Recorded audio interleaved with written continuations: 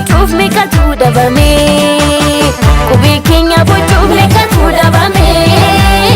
qubee keenya bocuuf meeqa wareegame qubee keenya bocuuf meeqatu dhabame qubee keenya bocuuf meeqa wareegame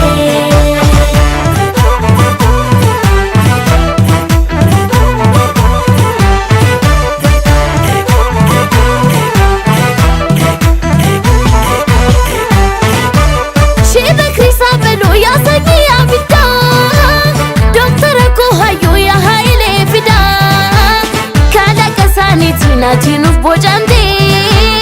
qabsu abbootatiin dina jalaa baate kana qasaaniiti natinuf bocamte qabsu abbootatiin dina jalaa baate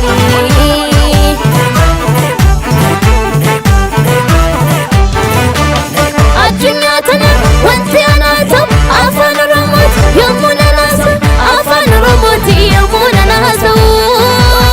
jedheetu weellise akkas jedhee farsee afaan keenya gaalii jedheetu weellisaa uummadhaalii akkas jedhee farsee afaan keenya gaalii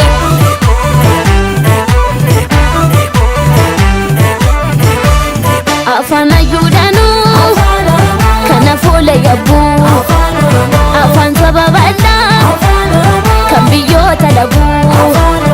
afaan sirna gadaa kan hunduu hin haalle addunyaan si beekti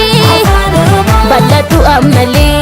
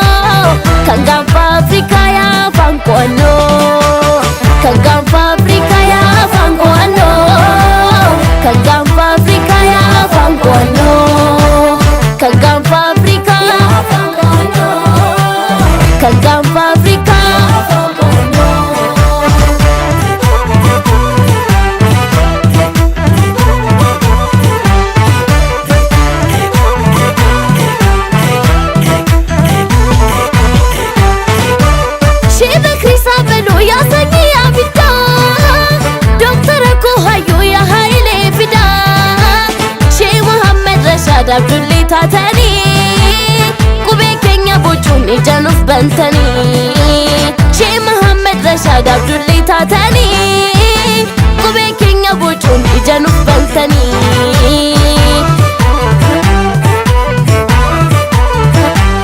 qubeen afaan gadaa hir'ina hin qabu qubee abaacaadhaa isa dachaa qabu katabnee dubbisnee dubbanee dhageenya galata argadhaa ajiroota keenya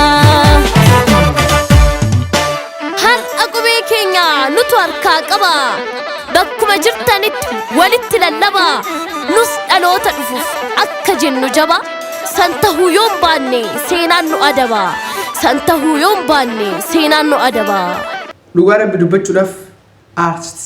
bareedduu qaxalee qashtii lumbushatan nu jajjabeessaa egaa mixiyyoon isa kana qabdi jechuu akkasi jajjabeessuu qabdan gaaboo wallahi vaayiraala deemaatiin gara biliyoonaatiin baasaa fi maaliif jennaan nama xiqqashaa akkanaa agartee nama gara aartiitti dhufee jechoota filatamaa dubbatu kana jajjabeessuun nurra jirti waan taateef tan akkasiiti wallahi sirbisii hedduu takka das nama jaa das ceellee achumaan hin quufamu umrii namaatiin jaallatamaa jiru akkasi ammallee itti deebi'ee sirbi jabaadhu jajjabaadhu ati taatee jirtaan sin jedhe baga nagayaan dhufte welcome